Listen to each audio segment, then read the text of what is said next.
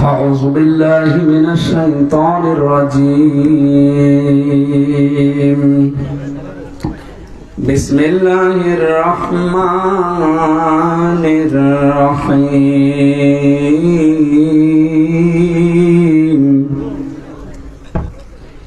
يا أيها الذين آمنوا اتقوا الله وآمنوا برسوله يؤتكم كفلين من رحمته ويجعل لكم نورا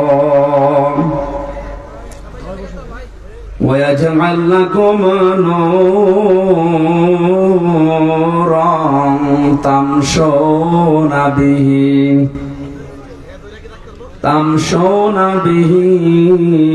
ويغفر لكم والله غفور رحيم صدقت يا ربنا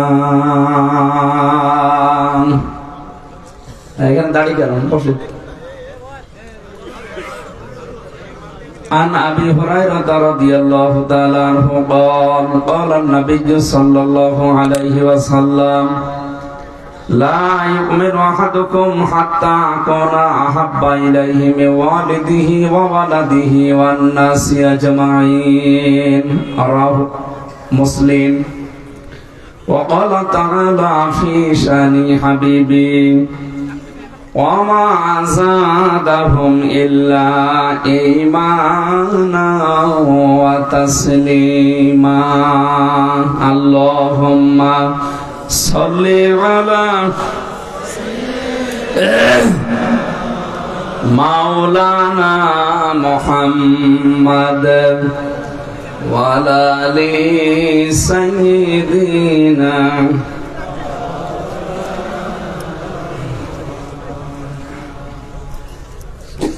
আলহামদুলিল্লাহ وقالوا الحمد لله الذي هدانا لهذا وما كنا لنهتدي لولا أن هدانا الله لقد جاءت رسل ربنا بالحق إلى آخر آية সূরা আরাফের 43 নম্বর আয়াতের মাঝে আছে আল্লাহ বলেন আমি প্রশংসা আদায় করব এই কারণে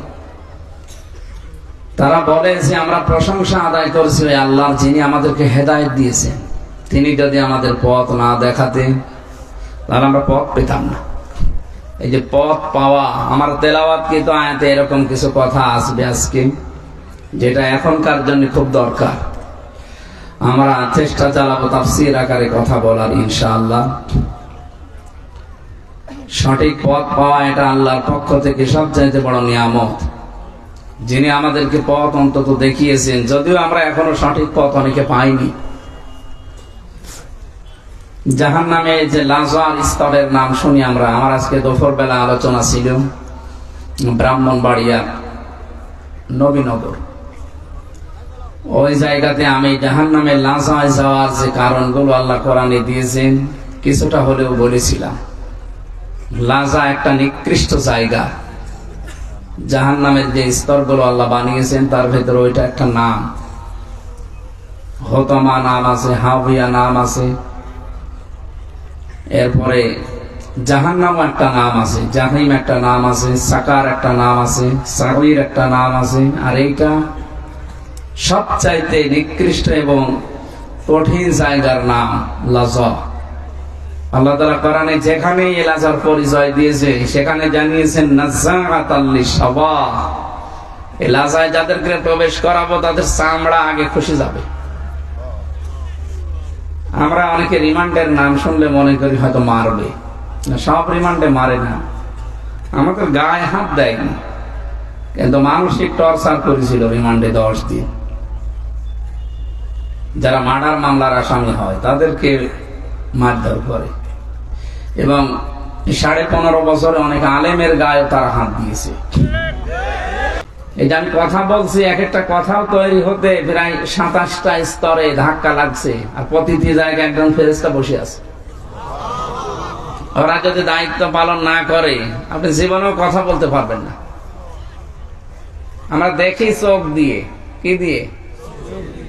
চোখ দিয়ে দেখি, সঙ্গে সঙ্গে চোখ খবর পাঠিয়ে দেয়। সামনে যেটা আছে ফ্রন্টাল লব, পেছনে যেটা আছে ওইটা দিয়ে কিন্তু দেখা হয়। আমরা দেখছি চোখ দিয়ে, সামনে যেটা আছে এটার কাছেও খবর পাঠায় না। আপনি কম্পিউটার এখানে সেট করেন, দেখবেন মাথা খুলে একেবারে এই পয়েন্ট আকারে ৭০,০০০ সব তারগুলো আলাদা আলাদা নাম আছে। আপনি যখন সাপ দেখলেন, সাপ সঙ্গে সঙ্গে সামনে এখানে যে ৭টা কাজ করছে এখানে দেবে না, পেছনে যেটা আছে প্যারাইটাল লব আছে পেছনে ওর কাছে দিয়ে দেবে। ও ওখান থেকে সিদ্ধান্ত দেবে তাড়াতাড়ি লাঠি হাতে নে অথবা পেছনে দৌড় দিয়ে। এটা আপনাকে বলে দিয়েছে আপনার বাবা। কে? এই যে মাথার ভেতরে যেগুলো সেট করা আছে এরা। মহান রব্বুল ইজ্জাত ওয়াল জালাল আমাদেরকে যে কথা বলার শক্তি দিচ্ছেন, রিমান্ডে ওই মানুষগুলো আমার মনে হয় আগে থেকে লেখাপড়া করে, আগে থেকে ট্রেনিং নেয় যে কোন জায়গায় কি অত্যাচার করলে এই কথা বের করবে। আমারে তো যে সমস্ত কাজ কারবার করি কিছুই পারে নাই। শেষ পর্যন্ত আমার বলেছিল যদি এগুলো না বলে, আমরা যা লিখে দিলাম আদালতে যদি না বলে, জামাত ইসলামের বিরুদ্ধে, ছাত্র শিবিরের বিরুদ্ধে, ছাত্রী সংস্থার বিরুদ্ধে, আকিজ গ্রুপে চাকরি করতাম আমি, ওদের খতিব ছিলাম, ওদের বিরুদ্ধে এবং দেশের বিরুদ্ধে এইগুলো বলা লাগবে। আমরা যে ১২-১৩টা লাইন লিখে দিয়েছি, খালি আপনি যে বলবেন যে এই কথাগুলো আমার না, এত মিথ্যা কথা বলতে পারবেন। এটা সবই আপনাদের বানানো কথা। শেষে আমারে বলেছে যদি না বলেন তাহলে আপনার বউ তুলে নিয়ে আনবো। আমার ম্যাডামের ওই সময় ৭ মাস বাচ্চার বয়স, ও তো অসুস্থ হয়ে পড়ে আছে। এখন ওরে যদি ওই অবস্থায় তুলে নিয়ে আসে বলেন তো। শেষ পর্যায়ে বললাম আর কি, আমার তো এখন আর কিছু করার নেই, আমি এখন অসহায়।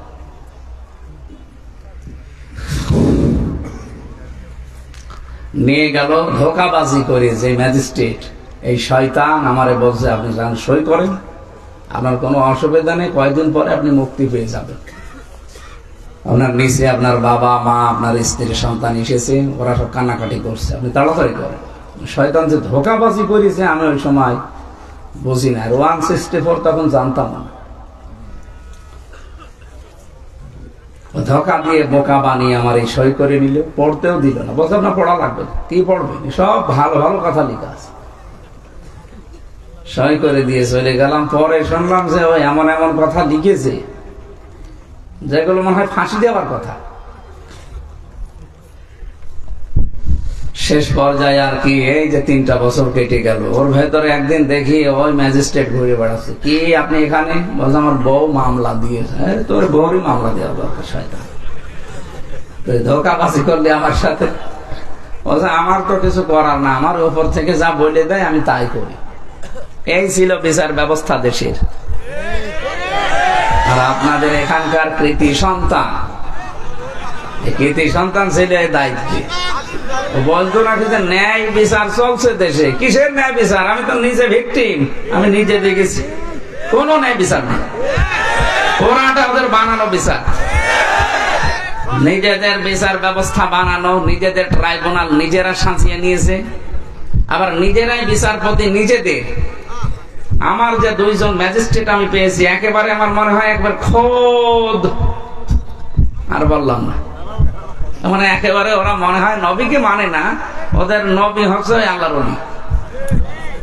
এত কড়াকড়ি। এরা একজনের বাড়ি কিশোরগঞ্জে, আর একটার বাড়ি খুলনা। এই 2 জনের মাধ্যমে যে জুলুম অত্যাচারের মাধ্যমে আল্লাহ আমাকে এই 3টা বছর পার করালেন, আলহামদুলিল্লাহ ধৈর্য ধরেছিলাম। আল্লাহ যেন আমার এই সওয়াবটা নষ্ট করে না দেন। আমি কথা বলতে চাচ্ছিলাম যে এই যে লাজা একটা জাহান্নামের স্তর, এখানে দিলে আগে চামড়া খসে যাবে। ওদের চামড়া তোলার জিনিস আছে, বিশেষ করে নখ তুলে, নখের আশপাশে যে চামড়া থাকে চামড়া তুলে নেওয়ার ওদের কাছে জিনিসপত্র আছে, কিন্তু ওইগুলো হাতে লাগানো লাগে, টান দেওয়া লাগে, এরপরে ওঠে। অথচ আল্লাহ বলেন লাজায় আমি যাদেরকে দেব, দেওয়ার সঙ্গে আগে চামড়া উঠে যাবে। আপনি বলেন তো, একটা মানুষ একটা ঘরে প্রবেশ করলো আর বের হইলো সুরা চামড়া উঠে গেছে, কি হয়েছে ঘরের ভেতর? এই ঘরের নাম লাজা। এদেরকে ডাকবে কাদেরকে জানো? যাদেরকে সত্যের পথে দুনিয়ায় ডাকা হতো, কিন্তু তারা শোনার পরে আবার টান করে অন্যদিকে চলে যেত। এই প্রকার মানুষ বাংলাদেশে বেশি না? এত করে বোঝানো হয় আপনাদেরকে আল্লাহর নামে, তাও 4টা শব্দ আছে জিকিরের, সুবহানাল্লাহ, আলহামদুলিল্লাহ, লা ইলাহা ইল্লাল্লাহ, আল্লাহু আকবার। এর বাইরে জিকিরের শব্দ নেই। যদি জিকির থাকে সেগুলো দোয়া দরুদ।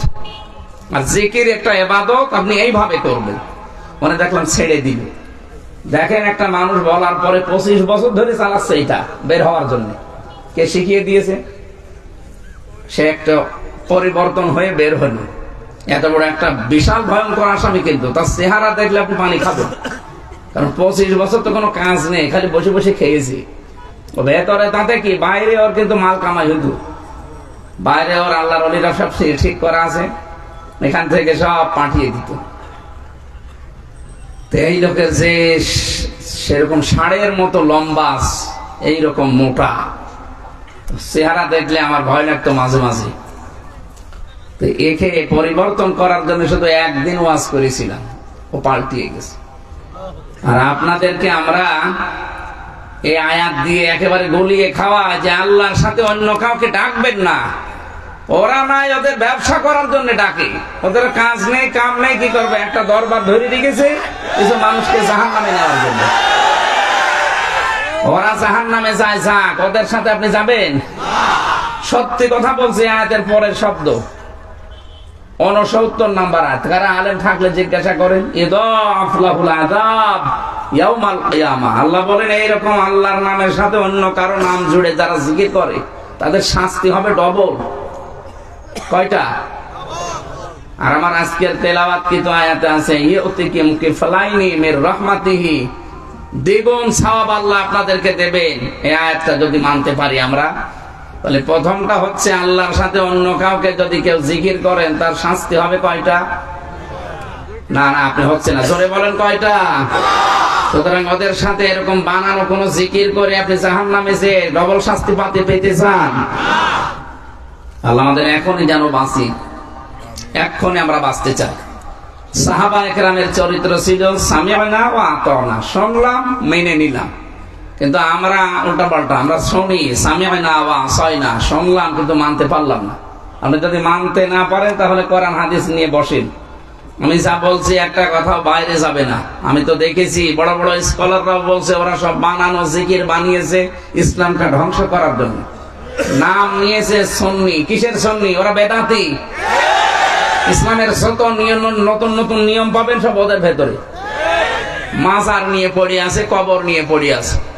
লা তাত্তাখিদুল কুবুর মাসাজিদা, কবরকে সেজদার জায়গা বানিও না। অথচ বেশিরভাগ মাজারের দিকে তাকান, যে মানুষ সেজদায় পড়ে আছে।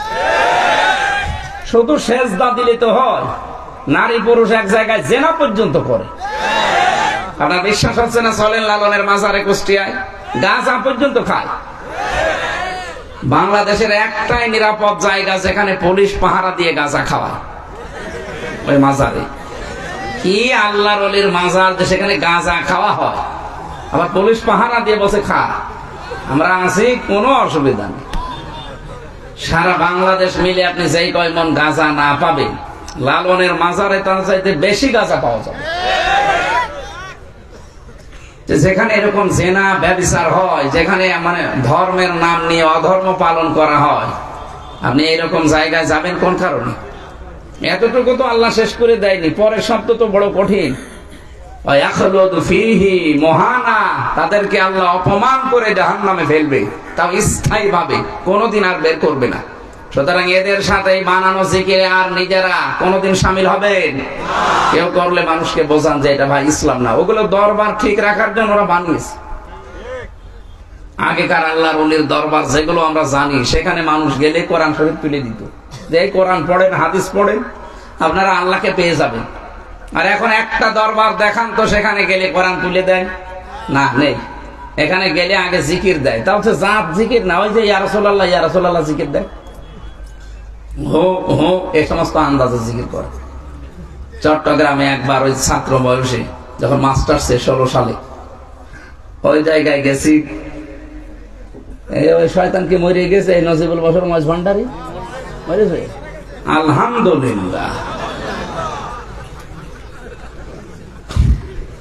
কোরআনের পাখি শহীদ আল্লামা দেলাওয়ার হোসাইন সাইদি রহমতুল্লাহ আলাইহির নামে এই শয়তান মামলা দিয়েছে। আর আরেকটা আছে, এই যে মনে হয় কুমিল্লা না চাঁদপুরে বাড়ি, রেজাউল হক মজ, চাঁদপুরে রেজাউল হক মজ ভান্ডারি।